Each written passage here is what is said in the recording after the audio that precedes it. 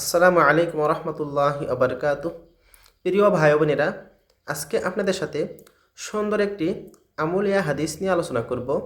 যে হাদিসে একটি সুন্দর আমলের কথা বলা হয়েছে, যে আমল করলে জান্নাতে যেতে পারবেন ইনশাআল্লাহ। সে হাদিসটি হলো সুনানে এবনে মাজা শরীফের 3860 নং হাদিস। হজরত আবু হুরাইরা রাজিয়াল্লাহু তাআলা আনহু থেকে বর্ণিত। তিনি বলেন, রাসূলুল্লাহ সাল্লাল্লাহু আলাইহি সাল্লাম বলেছেন, নিশ্চয় মহান আল্লাহ রাব্বুল আলামিনের 99টি নাম রয়েছে, অর্থাৎ এক কম 100টি নাম রয়েছে।